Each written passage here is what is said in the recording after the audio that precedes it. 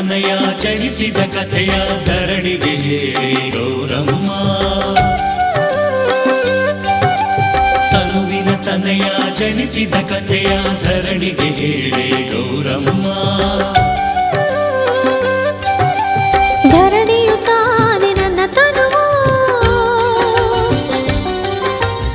ಅದರಲ್ಲಿ ಬಂದ ಈ ಮಗುವು.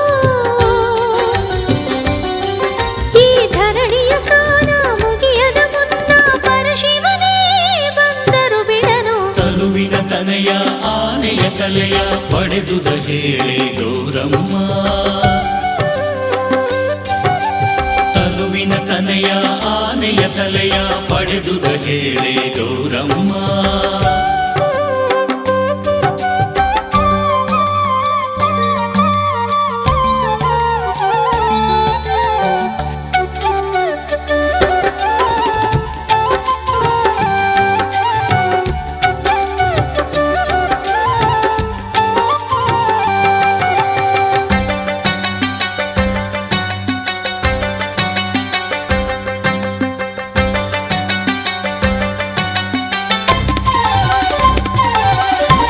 ನನ್ನನ್ನು ನೋಡಲು ಶಿವ ಬಂದ, ಮನೆ ಹೊರಗಿದ್ದ ನನ್ನ ಕಂದ.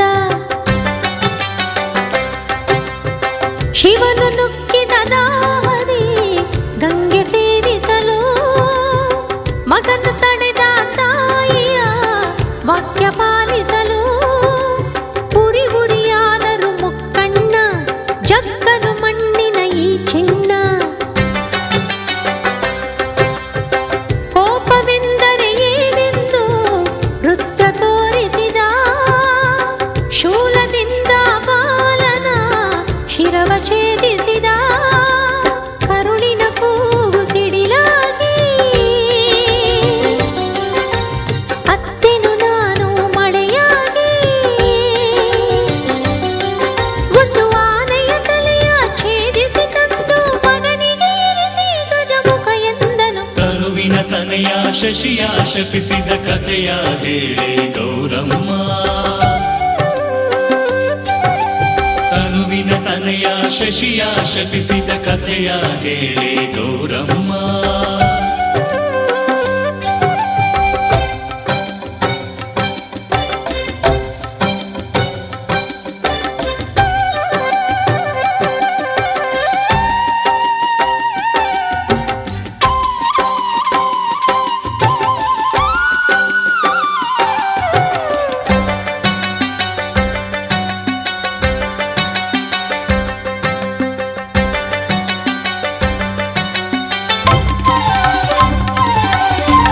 ಭಾದ್ರಪದ ಶುಕ್ಲ ಚೌತಿಯಲ್ಲಿ ಲೋಕದ ಪೂಜೆಯ ಸ್ವೀಕರಿಸಿ,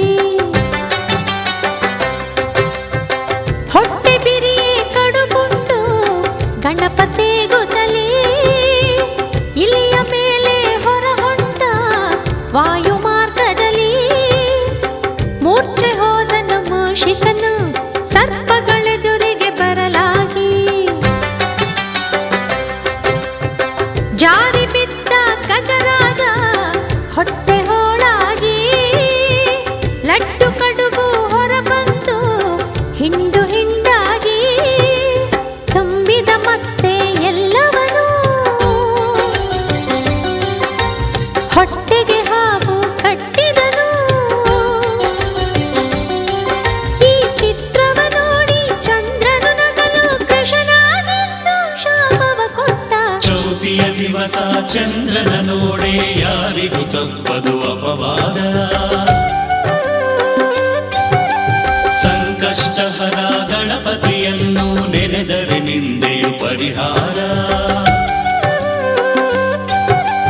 ಹಿರಿಯರು ಮೇಲೆ ಇದ್ದಾಗ